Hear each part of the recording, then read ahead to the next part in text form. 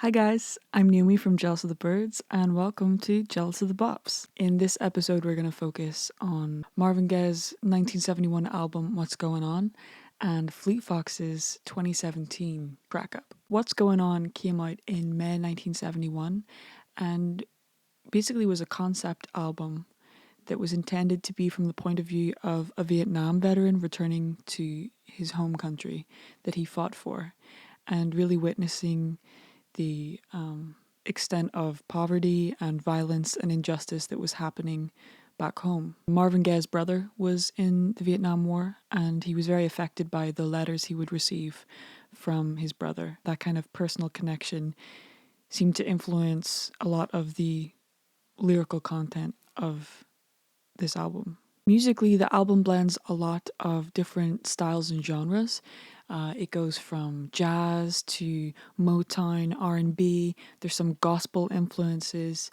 There's even a kind of classical orchestration. When you combine all this together, you get a really cohesive kind of musical palette of the entire album. I think a lot of the cohesiveness was helped by the fact that they brought the Funk Brothers on, basically session musicians for the record label Motown Records that Marvin Gaye was signed to. So you've got an incredible group of musicians who were, apparently they were just like smoking marijuana and drinking scotch and just showing up for sessions and getting this album done. Apparently that's what contributed to a lot of the kind of laid back, chilled vibes that's on this record, even though thematically and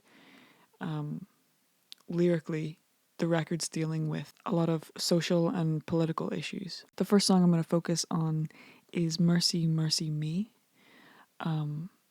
It's one of the first songs I think that actually promoted an awareness of global warming and environmental issues like air pollution, oil spills, animal poaching and extinction, as well as overpopulation. And the really ironic thing is that it's tackling these issues, but against the backdrop of a very chilled, laid back song. So here it is, Mercy, Mercy Me by Marvin Gaye.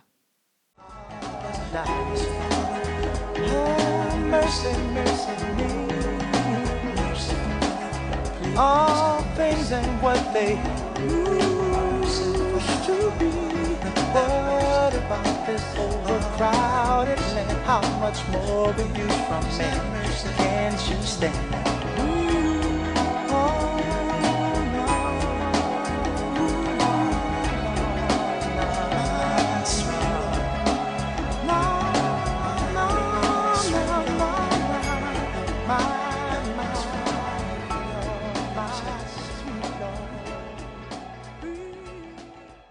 So next we're going to focus on Fleet Fox's 2017 album Crack Up, which was released after a 6-year hiatus. The band kind of took a break, did their own things, worked on different projects. Their frontman Robin Pecknold went back to university. He studied English at Columbia University. He did all kinds of stuff like woodworking. He did a lot of surfing and traveling, a lot of soul searching, considered lots of different genres of music, ways of approaching recording, and also just returning to different art forms that he was interested in. You can tell that he was, looking at sculpture, paintings, other art forms that really grab his attention and filter through into his music in some form. Crack Up was probably my favorite record of 2017. I got into the Fleet Foxes, I think around 2012, when their stellar album Helplessness Blues came out in 2011, and they took a break after that. So when I initially got into them and really was gripped by their music, they were already on a break. So when I heard news that they were finally going to be releasing new music, I freaked out. Got super interested in the story behind it, the process of recording, just the kind of mind of this record. So let's dive in. The record takes its name from a 1936 essay by F. Scott Fitzgerald called The Crack Up, and it was originally published in Esquire magazine. And I think the story goes that Robin he had known about this collection of essays by F. Scott Fitzgerald for quite some time, but he just kind of was reintroduced to this particular one, The Crack Up, at a time in his life where he felt like his emotions and experiences were being very much mirrored by what F. Scott Fitzgerald was writing about. Really, what the SF focuses on is a kind of existential crisis, questioning why we're doing certain things. Why am I doing this? Who am I doing it for? How do I summon up a joy of creating this stuff again? How do you deal with the stresses and strains that are placed on you as a result of being in the public eye, reaching some level of success and fame? In F. Scott Fitzgerald's case, being a writer, and in Robin Pecknell's case, being a recording artist and performer. This brings me to the first song that I'd like to focus on, which is the title track, Crack Up. Thematically, the song's essentially the album in miniature. It's focusing on the idea of the individual versus the collective and the subjectivity of perception, whether that's the perception of ourselves, of other people, of the state of affairs. Issues are brought up on this record, including the political state of America, feminist issues, inequality, police brutality, how to kind of reconcile what's going on in the wider world with what's occurring internally in your own inner world. Some people have kind of criticized this record for being much too in its own head, much too dependent upon references towards other things. Honestly, it was refreshing to me to have the breadth of the record reach so far and merit so much repeated listen. The song Crack Up is very much indicative of that. It's the closer of the record. It's probably one of my favorites on the entire album, and certainly the most moving, because as with many songs on this record, it is dealing with the fracturing of oneself, who you are at a particular point in your life when things have gotten a little bit too much, and how to recover from that.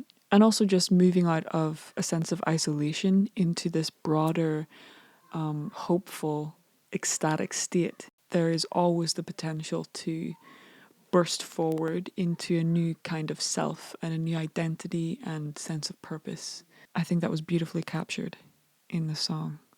So here is Crack Up by Fleet Foxes. When the world insane,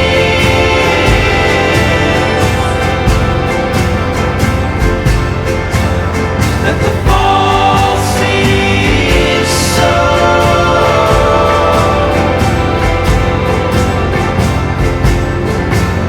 with a feeling that I Cicero.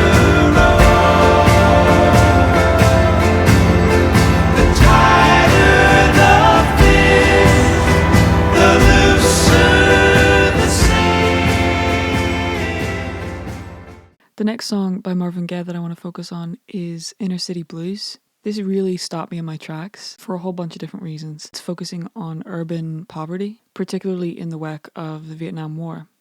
This album came out in 71 and the Vietnam War ended in 75, I think. It's really going into detail about the kind of struggles of the everyday person living in cities in America, struggle to make ends meet and to deal with the kind of financial climate of the day. In fact, the song kind of opens with this reference to the space program and NASA being able to fund massive missions in 1969. And yet there are people, millions of people, struggling every day just to live and exist on planet Earth. His conscience has been provoked. Such specific niche areas of our culture are thriving and booming, and others are completely fallen by the wayside. Let's listen to it. This is Inner City Blues, Make Me Wanna Holler by Marvin Gaye. No chance to increase finance. Bills pile up, sky high. send that boy off to die. Oh, made me wanna holler the way they do my life. Yeah, made me wanna holler the way they do my life. Oh,